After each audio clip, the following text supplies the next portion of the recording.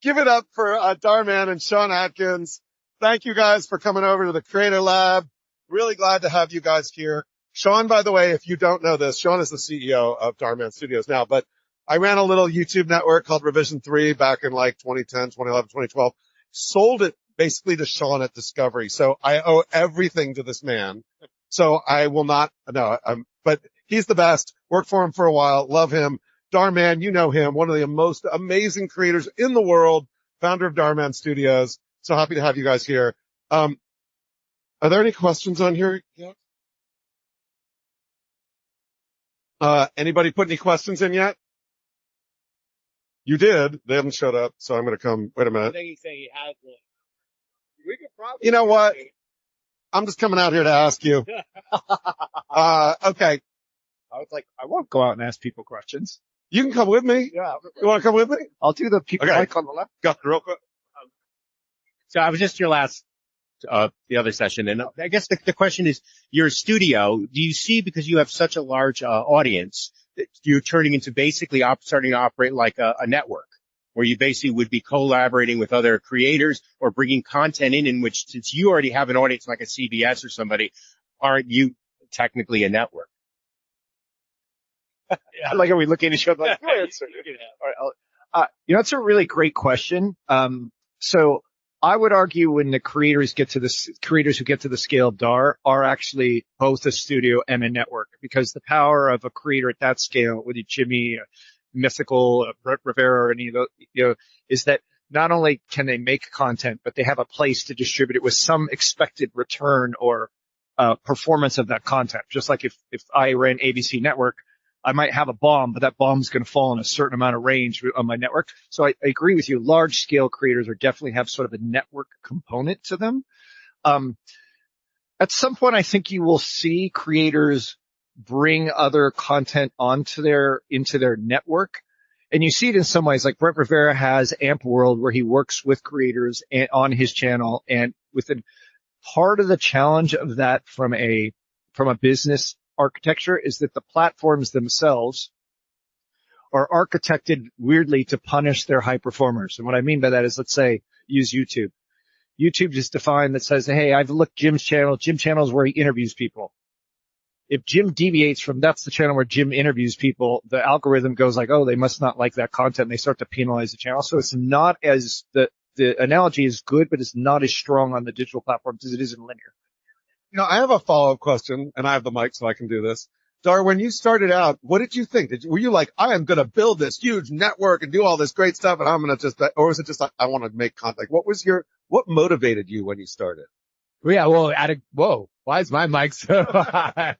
I love it. I hit the mic. How many of you were at the last session out of curiosity? So, okay, I'd say a little bit less than half. So I'll spare you the long story, but no, how it started was, I was just a guy who went through a lot of hard times in my life. I failed a lot. Everything that can go wrong in life, health problems, relationship problems, family problems, financial problems. I had them all. Take your choice. And, as I finally got to a more successful place in my life, all I could think about is other people that were going through similar hard times. And so I started creating content simply because I wanted to be a voice of inspiration to help people know that whatever your toughest day is, you can get through that. And there's lots of things that, we should all be hopeful and inspired for. So cool. We have a question from the audience. Thank you all for doing it. By the way, if you're new here, QR code right there, scan it, put a question in there. It shows up on here and then it gets into their brain. So, kind of riffing on that a little bit. What were the financial difficulties you overcame in the beginning of your channel when you were building it? Yeah. Oh my gosh. Having no money constantly.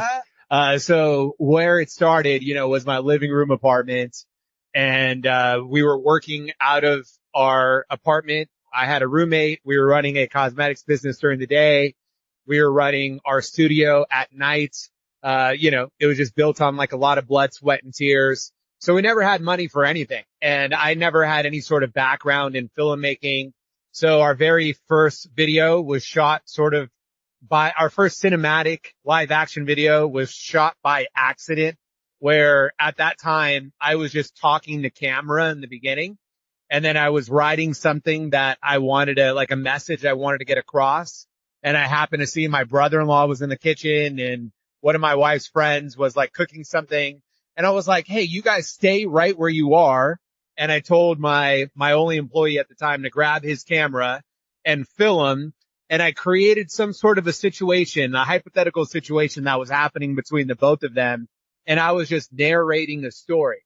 So, you know, my first live action film was shot on an iPhone using my brother-in-law and my wife's friend. So we never had budget. We never had money. Even when we got our very first studio, we couldn't even afford to build all of the sets that the builder quoted us.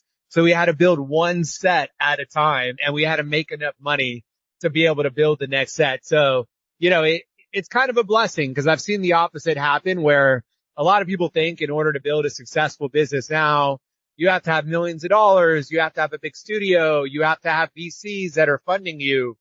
We literally didn't have any money when we started. We had no gear, no equipment, no vision, no background, right? None of these things, but all we had was grit and trying to make a difference in people's lives.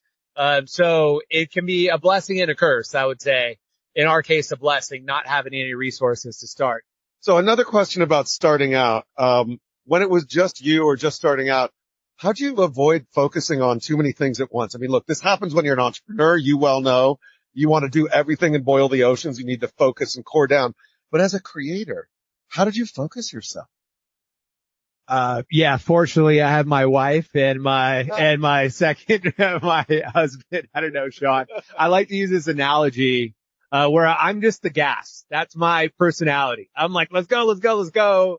I want to do everything. I'm excited by a lot of things. I want to go 100 miles per minute, but that also means you're probably going to crash into walls if you don't have a brake. So I like to say my wife is the brake. I'm the gas. And now Sean is a steering wheel. So you have to know where you need to go. So I would say surround yourself by people that are always going to be honest with you. Because, you know, we all have that person that we go to for advice that is just going to tell us what we want to hear. But I've been fortunate enough in my life where I have people that love me so much that they're going to tell me not what I want to hear, but what I need to hear. And so because I'm such a yes person by nature, I needed to surround myself with some no people. And that really helped to refine my vision. And I think we got a lot further, a lot faster. I definitely fought for, you know, even when I got a no, I still fought to like make it happen anyway. And I had to learn my lesson the hard way. And, you know, often got the I told you so type conversation. So, you know, you just got to try a lot of things, see what works, but ultimately be careful on who you take advice from. So you got the brake, you got the steering wheel, you've got the gas. Let's talk about the exhaust pipe.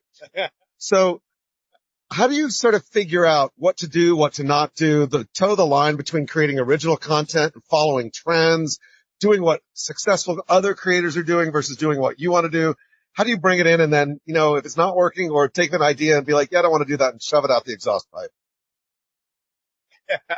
All right. Well, I'll answer the first half of this question. Our process has evolved a lot in terms of what it takes to greenlight one of our ideas.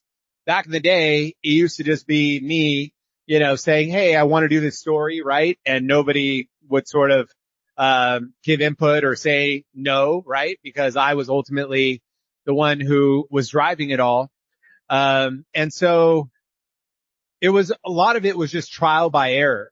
You know, Jim Collins uses this analogy, which I like a lot if you guys have read any of his books, but he says if you're in a war and business is a battle, right? You're always competing against others and you're operating in complete dark and you only have enough gunpowder where you can fire one cannonball, right? Would you do everything? Would you put all of your gunpowder inside of the cannon, shoot that one cannonball knowing that you could miss and it's all lost? The answer is you take a little BB gun that it's only going to take a little bit of gunpowder and you keep shooting all around everywhere until you hear a ding, ding, ding. And that means you hit something and then you put all of your gunpowder in the cannon and you shoot the cannonball, right? So our philosophy in general is just we test a lot of things. We pivot. Don't ask us let the data show us what's right. Anytime people ask us what we think, we're always like, well, what does the data say? And if there's data, don't ask us. We'll go with the data. But in the event that data doesn't exist, then we make decisions. So we experiment a lot. I would say the only time that I've ever regretted experimenting is when I experimented things that no longer align with my mission. And sometimes you can get caught up in chasing views and chasing, other vanity metrics or success metrics, that we're tempted to do things that may not align with your internal values. So we put out some films that didn't have positive lessons or they didn't have morals associated with it. And our audience was very quick to let us know that they did not like that. That was a misstep. And so we pivoted very quickly. So I would say in general, our culture is trying lots of things, seeing what works and then doubling down on what does work. But I know things have come a long way in case you want to expand on that. Yeah, the only thing I would say is like, and you and I know this from working together, you generally get around other excited people because you want to build great stuff. Right. And so, I said this to Dhar when we started working together. I said, part of what I stress out about, at helping you run the company is that our DNA is basically the same. Like we have 1,000 ideas a second, but part of it is just like when you and I work together, 1,000 ideas a second. It's having the openness to know that that is your behavior pattern and to be comfortable coming back to the conversation and be like, wait a second. I remember a month ago, we said we were doing these 3 things. And now I'm looking at our to-do list and it has 37 things. I think we need to make sure these are the 3 things we want to do again. And just knowing that just being able to have that conversation openly to say, look, even Dhar and I had a conversation a week ago that I was super happy about where we talked about like, hey, I think we've over pivoted on some of this data stuff and we need to put a little bit more of the heart and gut back into it. And so just having the conversation to be okay with the fact that there's not a perfect answer isn't like we always do this. The answer is data is informational and sometimes it's really concrete and sometimes it's not. But we generally try to do this thing when I tell the team all the time, it's like, we're not trying to be perfect. We're just trying to be like 70% in the right direction at velocity. So if we're wrong, you can move versus trying to spend all your time being 100% correct. You just don't do it. Good stuff. So this one is from Janice. She asks, with the immense amount of content being released on your channel, how many people are keeping the machine running? And at what point did you scale up and hire a crew? And what did that scaling look like? And, just some insight on that and probably, both from you, Dhar, and from Sean here. I'll answer current state and you tell the story. How about that? Let's start with the story and then we'll go to current state. Wait, who's Denise out of curiosity? Okay, awesome. Denise or Janice? Janice. Janice, okay. And just out of curiosity, what do you do? Okay, awesome. Athlete and social creator for those who didn't hear. And actress. Oh, okay, awesome.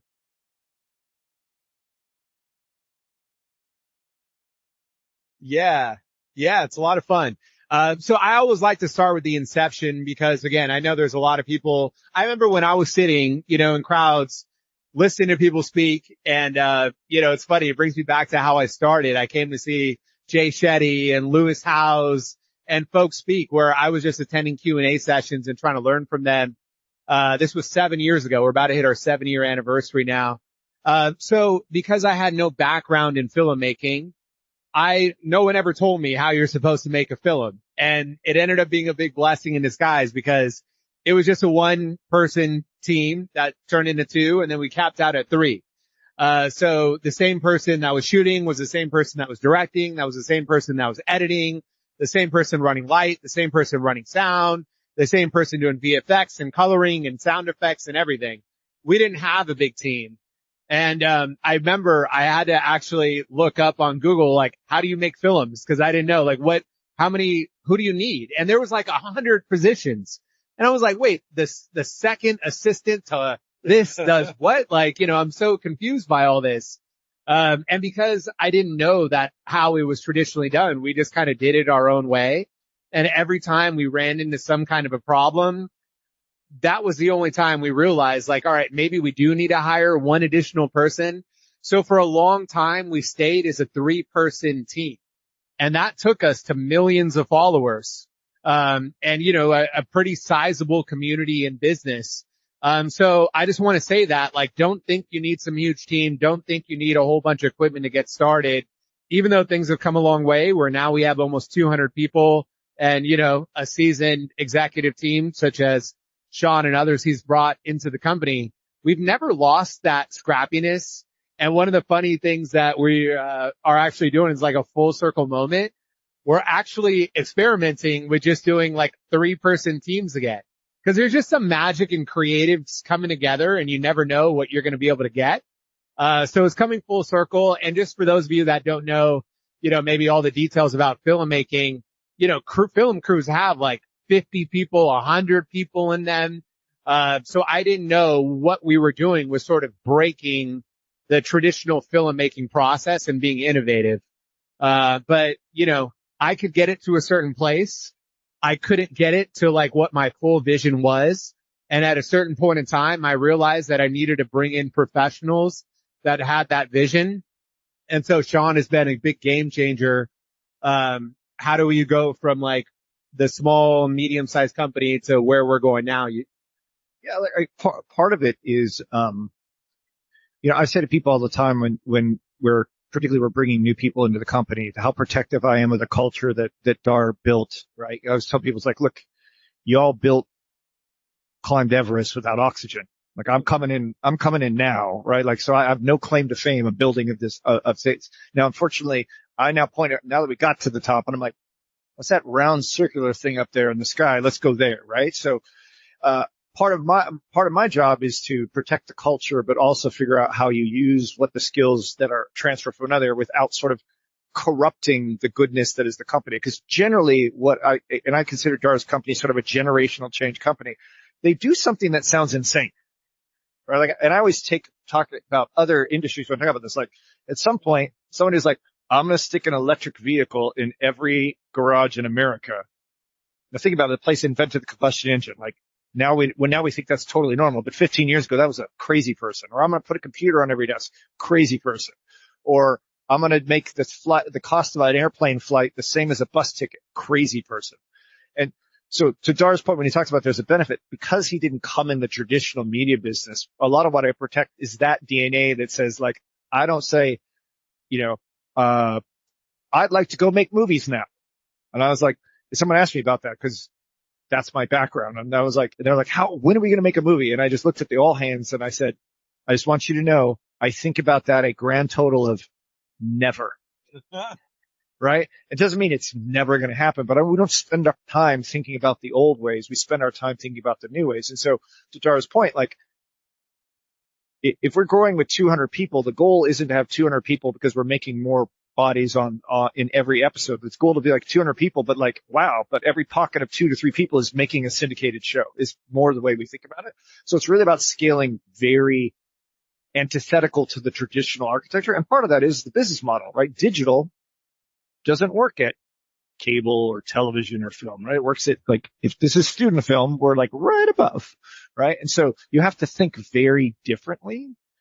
That's the thing that I think is amazing about the culture that we really protect, because if you can make unbelievable quality content on mission and your cost structure is continually annually goes down, then you're just going to win a ton. I always like the idea of hiring people who didn't know what they didn't know, and I had a lot of success with that. We're going to move on to the next question. This one is from Pojo. Sean, as creators upscale their teams, both brand related and production, where do you see the most creators trip up the most when it comes to team management and organization and how it relates to keeping the channel's identity genuine? This is from Pojo, who actually works for Mark Rober. Where are you? Sorry, I outed you, Pojo. You got to raise hands. I outed you. He's right there. Yeah, I know. You got to raise hands. So that's a great question. And it does depend creator by creator. By the way, that's the non-industry specific. Like every entrepreneur, you can remember the creators are entrepreneurs. They're running a small business, right? And so every entrepreneur goes through the same issue when at some point they built this thing by sheer force of will, generally did every position themselves or most of them. And their value, they determine the value of the company. You could be a baker, you could be a car maker, whatever it is, right? And your identity is tied to your success. And so the first step for any creator or entrepreneur is actually the moment you have to realize the block to scale is you. Not because you're not, it actually might be objectively true that you're the best at every single thing that you've been doing. That might actually be objectively true, but you have a capacity constraint as a human being, right? So you might, as a baker, you might be the best salesperson, front of house, decorator, baker, delivery person, but at some point you want to scale, you can't do all of it. And so I'd say for most creators, it's going through that entrepreneurial moment where you're like, okay, I need to bring someone else in. Now, in Dhar's case, he was a multiple-time entrepreneur, so he'd been through that journey a few times, so it wasn't as painful for him, I would imagine, as it was for most people. So in the YouTube space, I'll use the thing, where most of them have a tendency to trip up is either they do one of two extremes. Extreme one is I hire someone and I leave the building, which means all the sort of culture DNA, the creative DNA, the intuitive knowledge of and history of the business walks out the door. Bad. Right? Or they do the opposite. They bring in somebody who's super seasoned and they literally just don't listen to anything they have to say.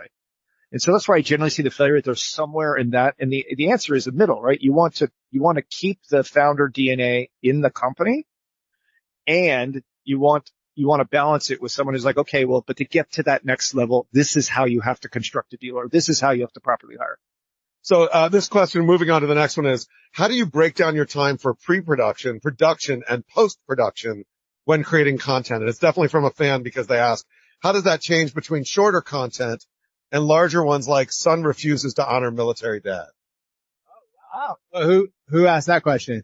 Oh, okay. Awesome. Yeah, that was an older video. Yeah, thanks for watching that. So I would say the more lead time you can have just means the better quality content that you can put out. But also there's a point of diminishing returns, right? So I'll never forget in my early stages, when we were putting out one video a week, I was like, guys, there's going to be a day where we're putting out 3 videos a week. And people thought I was crazy. And these videos were 5 minutes long at the time. And they were just like, there's no way that can be done. You know, this and that. I had a team of like 3 or 4 people, by the way. So, but the consensus was that it just couldn't be done. But for me, I find that where other people see like a roadblock or a reason something can't be done, I look at it as an opportunity and someone just needs to figure it out. And someone was like, well, do you care about quality or do you care about quantity? And I was like, well, I care about both, but you can have both. And so, it's constantly a battle with creatives that want more time. There's a certain principle, I can't remember what it is, that people always sort of tend to take as much time as they're allocated. Like even when you're given in school, how many of us were like given 1 week to write an essay and you're stressed about it, but you don't even start until the night before, right? And you're like, oh, I didn't get enough time. So creatives will always say, we need more time, right? But the way that you can succeed as a digital creator is you have to be able to create quality content at low cost. That's the only way. And so how do you lower costs? Save time most of the time, right? Less time to make a film, the less we need, less days you have to have actors on set, less crew members that you're going to need to hire. It can extend beyond that range. So we're always trying to push the envelope in terms of making things faster, more efficient. I would say for pre-production currently, we give our team 4 weeks for pre-production. This is where we are today, 7 years in. It used to be not even 4 hours, like we used to have to like Uber props that we need. And like, because there was no preparation whatsoever, we were just trying to figure it out as we go. But now our pre-production team has 4 weeks. Our production team to actually shoot the content has 1 week. And then our post-production team has about 2 weeks. So, about 50% of the time I would say is spent in like ideation and pre-production. And then the rest of the time is spent in actual production and post. In terms of how that varies for short form to long form, yeah, that's a big difference there. For short form, it's all about speed and more so about quantity. A lot of the top short form creators are putting out 1 to 3 videos a day. Even on TikTok, how the D'Amelios and a lot of big creators got started was by posting 5 times a day on that platform. I would say, and this is sort of best practices from all the creators I speak to, spend more time on the ideation. Because if you have a bad idea and it's shot amazing, it's edited amazing, it's not going to go anywhere because it was a bad idea. But if you have an amazing idea and the execution was poor, it wasn't shot well, wasn't edited well, it will still go well because it's still a great idea. And so keep in mind, our first video to ever break 1 million views happened to get 250 million views. It was shot on an iPhone. It was shot in my apartment. We had no professional lighting. We had no sound equipment. It was a 2-person crew. It was very amateur actors, so you don't have to have a lot of resources to get going. But I would just say spend more time in the ideation stage. So I have a question for you guys. We've got a bunch of questions here. I have a question about questions. We have a bunch of questions here. One is a little bit deeper, and the others we could probably do lightning round. Lightning round or go deep on one, or lightning round on a couple. 5 minutes left. What do you guys prefer? How many people want deep lightning? Deep. Let's do lightning. Okay. It's more fun that way. Okay. Each of you, what would you tell yourself 7 years earlier with all you know now? Dhar, start with you and then Sean. Don't give up. You really never know where this journey is about to take you. I literally posted, sorry, no, this is lightning, but it's really quick. I literally posted a story that 7 years ago, actually 1 month from now, 7 years ago, I posted my very first video on Facebook, didn't even get 100 views. Yesterday, we were with 40 managers at the Facebook headquarters that were talking to us about exciting opportunities. You really never know where things can go. Just get started. Sean, 7 years ago. I was going to say the same thing, but since I can't, I was going to say you have to do the work. You have to do the work. Okay. What's the favorite video you've created, Dhar, and why? And then Sean, when I pass it over to you, think beyond Dhar Man. Well, now I'm thinking about military dad because you said it. There was this video that was like poor mom can't afford Christmas presents. And I grew up, never having Christmas presents, birthday parties. So that really struck like a chord with me. I would say that's probably one of my favorite videos. Cool. Sean? My actual favorite creative project I ever did only got one airing on television, got canceled. But it was a show where we found people who risked their lives to save a total stranger, and that total stranger about 15 years later tracks them down and to reward them. Cool. Okay. There's one about Gen AI we could go deep on, but we're going to go shallow on it. What's the one piece of Gen AI you bring into your workflow? And then maybe that's actually a Gen AI pigeon. What's the one piece of Gen AI you bring into your workflow, and what's the one you wish you could do but you haven't? Sean? I use about 3 different AIs, Perplexity, et cetera, for almost any sort of ideation as a kind of, if there's not someone else in the whiteboard with in the office, I use it as a kind of thinking partner. The one that doesn't work yet is that we look a lot at like the video ones, and they're still so uncanny valley and don't have enough context to spread from scene to scene. So there's a huge promise, but it's really far from working. How about you, Dhar? Dubbing our content, I would say, has been our biggest win for AI. The one thing it can't do that I wish it could do is replace me. So I could just spend more time with my wife and kids. How do you scale Dhar? I'm sure Sean thinks about that every single day. Okay. Outside of scripted content, what's something you can talk about that you're looking forward to doing or working on, Dhar?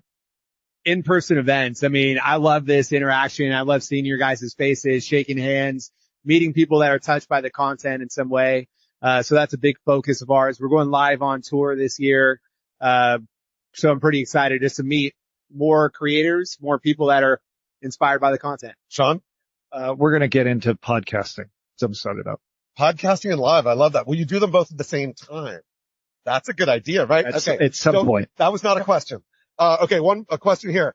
What do you prioritize more when making videos? Is it theme or plot? And then maybe a second about why. Theme or plot? Sean, I'm going to start with you. Theme. Why? 80% of a video success is that initial packaging of that idea. If people don't care about that, they won't even get into the plot. That's like saying you're opening up a restaurant that is off the beaten path that has the best food ever. Like, nobody is going to really know how to get there, right? But if you're off a major highway with a great big sign that is attracting customers, that's the success for McDonald's, right? So I would say start with packaging. For me, it's because we are very intentional about what our audience wants and what we want to put into the world. And so those are universal human truths. And so you really need to start any story with what that universal human truth is you're trying to communicate, in order for even the plot to matter. Okay. So this is our last question. When you're a younger creator just starting out, what's the most important thing, one or two things to focus on from a business perspective in the early stages? Dhar? Building a team. We want to try to do it all. And I would say start with finding, we started with one person, and we ran that for a very long time. Find someone that has the opposite skill sets as you. That's why I think my, marriage worked so well with my wife. It all started, a lot of our recent businesses have started just her and I. The things that she's great at, I'm not so good at. The things I'm good at, she's not so great at. I kind of feel that same sort of chemistry with Sean. So find someone who likes to do the things that you're not so good at. All right, how about Sean, real quick, scaling a creator business? I would just say make sure if you're starting a creator, you choose something you're personally passionate about, because it is a tough grind, and you have to Dhar's point, you have to sort of see the future. So if you're doing it just for like, I'm trying to get wealthy or famous, you're not going to be able to make it through. Love it or don't do it. That is a great way to end this Q&A. Thank you all very much. Give it up for Dhar Mann, for Sean Atkins. Thank you, everybody.